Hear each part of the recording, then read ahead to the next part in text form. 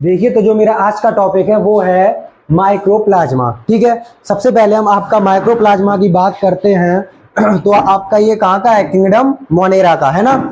तो जो आपका माइक्रोप्लाज्मा है, सबसे पहले हम बात करते हैं तो जो इसकी जो सेल होगी, इसका जो स्ट्रक्चर है माइक्रोप्लाज्मा का, वो सिंपल स्ट्रक्चर होता है। ठीक है, और जो इसकी सेल है वो कैसी है?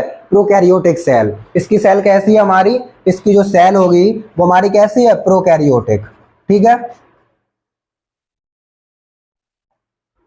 प्रोकैरियोटिक है। और एक बात हम बात करते हैं, इसकी जो सेल है सबसे छोटी होती है। इसकी जो कोशिका है यानी कि जो सेल है वो कैसी होगी? सबसे छोटी। सबसे पहले हमने ये माना कि जो मेरा माइक्रोप्लाज्मा है, क्या है? जो मेरा माइक्रोप्लाज्मा है, जो इसका संरचना कैसी होती है? सरल होती है, और ये प्रोकैरियोटिक है। हमें इतना पता है कि ये सिंपल स्ट्रक्चर और प्रोकैरियोटिक है। उसके बाद जो इसकी सेल होगी वो सबसे छोटी होती है। ठीक, उसके बाद हम बात करते हैं, ये हमारे बिना ऑक्सीजन के जीवित रह सकते हैं। इन्हें क्या है? इन्हें O2 की, इन्हें बिना O2 के, इन्हें बिना ऑक्सीजन के ये जीवित रह सकते हैं। ठीक है, जो आपके माइक्रोप्लाज्मा है ये बिना ऑक्सीजन के जीवित रह सकते हैं। अब हम बात करते हैं कि जो आपका ये माइक्रोप्लाज्मा है ये आया कहाँ से। तो हम सबसे पहले बात करते हैं, जो मेरे एनिमल्स होते हैं, जो मेरे पशु होते हैं, तो इसको क्या, जो मेरे पशु होते हैं और पशु के लंग्स में एक बीमारी होती है। जो मेरे पशु होते हैं या जो एनिमल्स, उनके जो फेफड़े होते हैं लंग्स में, उनमें एक बीमारी होती है, जिस हमारी बीमारी का नाम है बोविन प्लियूरोनीमोनिया। ठीक है, जो ये हमारी बोविन प्लियूरोनीमोनिया जो ये बीमारी है, ये बीमारी हमें देखने को मिलती है लंग्स में। किसके? एनिमल्स के लंग्स में, यानी कि फेफड़ों में। ठीक, और वहीं से इसकी खोज की थी सन 1898 में। और आपको पता होना चाहिए, जो मेरे फेफड़े होते हैं, फेफड़ों में ये कैसा होता है? प्यूरल फ्लूइड की तरह होता है, मतलब एक द्रव्य की तरह होता है। उसी में से इसको अलग किया गया था। किसको अलग किया गया था? माइक्रोप्लाज्मा को उसी में से अलग किया गया था। और कब किया गया था? सन 1898 में। ठीक है, 1898 में अलग किया गया था। और दो हमारे वैज्ञानिक थे, जो दो हमारे वैज्ञानिक थे वो कहाँ के थे? वो हमारे फ्रांस के रहने वाले थे। दो वैज्ञानिक जिनका नाम था नोकॉर्ड एवं रॉक्स। क्या नाम था? नोकॉर्ड एवं रॉक्स।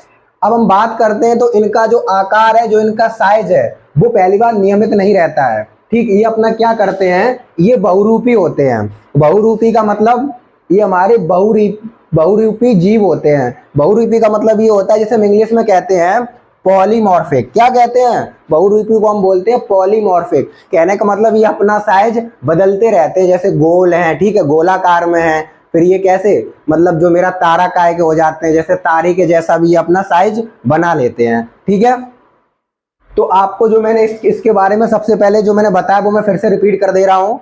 सबसे पहली बात, ये हमारे कैसे होते हैं? प्रोकैरियोटिक होते हैं। इनका स्ट्रक्चर सिंपल होता है। ठीक, उसके बाद इनकी सेल सबसे छोटी होती है। किसकी सेल? माइक्रोप्लाज्मा की सेल सबसे छोटी होती है, और ये बिना ऑक्सीजन के जीवित रह सकते हैं। ये हमारे बिना ऑक्सीजन के, इन्हें ऑक्सीजन की जरूरत नहीं है, ये जीवित रह सकते हैं बिना ऑक्सीजन के।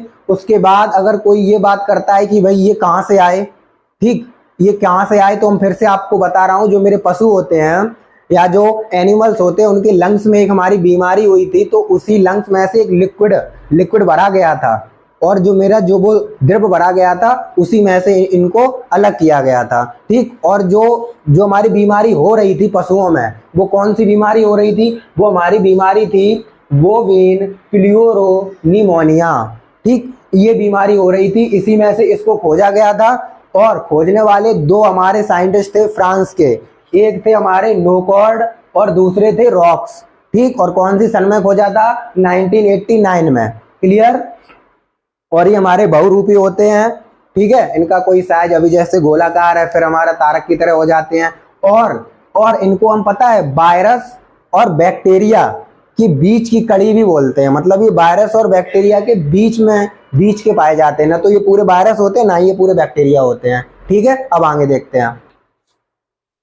हो गया। अब हम बात करते हैं कि आपके पाए कहाँ जाते हैं। तो जो आपके माइक्रोप्लाज्मा होते हैं, ये सले गले पदार्थ और कार्बनिक पदार्थों में पाए जाते हैं। ठीक है, अब हम इसके देखो फिगर की बात करते हैं। तो सबसे पहले हम बात करते हैं कि इसका आकार कितना होता है। तो जो इनका आकार जो साइज होता है वो 100 से 500 nm होता है। क्लियर, इनका साइज कितना होता है, 100 से 500 nm होता है। और इन्हें हम पता है वनस्पति जगत का जोकर भी कहते हैं। क्यों कहते हैं, क्योंकि ये बहुरूपी होते हैं। ये कैसे होते हैं, बहुरूपी, ये कभी भी कोई सा भी रूप ले सकते हैं, तो इसलिए इन्हें हम वनस्पति जगत का जोकर भी कहते हैं। ठीक है, और इनमें क्या नहीं होती, इनमें सेल वॉल नहीं पाई जाती है, तभी तो ये अपना साइज कभी भी कोई भी ले सकते हैं। तो इन्हें हम वनस्पति जगत का जोकर क्यों कहते हैं, क्योंकि इनमें सेल वॉल नहीं पाई जाती है। ठीक, और ये कभी भी कोई भी शायद वो साइज ले सकते हैं। ठीक है, तो इन्हें हम बहुरूपी भी बोलते हैं, तो तभी इन्हें हम वनस्पति जगत का जोकर कहते हैं। फिर उसके बाद हम कह सकते हैं कि ये अचल, ये कैसे होते हैं, अचल होते हैं, मतलब ये स्वयं नहीं चल सकते हैं। ठीक, मोटाइल नहीं होते हैं, नॉन मोटाइल होते हैं, अचल होते हैं, और ये ग्राम नेगेटिव होते हैं। ठीक है, इन्हें किसी ना मतलब एक जगह से दूसरे के जाने के लिए इन्हें वाहक की जरूरत होती है। ठीक, यानी कि पैथोजन की जरूरत होगी। अब हम अगली बात करते हैं कि इनमें क्या क्या चीज नहीं पाई जाती है। तो इनमें हम सबसे पहले देखो लिखा है नहीं होते हैं, तो देखो क्या क्या नहीं होता है। सुनिश्चित केंद्रक, मतलब इनमें ट्रू न्यूक्लियस नहीं होता है। ठीक है, उसके बाद हम बात करते हैं इनमें एंडोप्लाज्मिक रेटिकुलम नहीं होता है। ठीक है, और इनमें माइटोकॉन्ड्रिया नहीं होती है, इनमें प्लास्टिड नहीं होता है, इनके अंदर गोल्जी बॉडीज नहीं होती हैं। ठीक है, ठीक, गोल्जी बॉडीज नहीं होती हैं, और सेंट्रियोल्स नहीं होते हैं।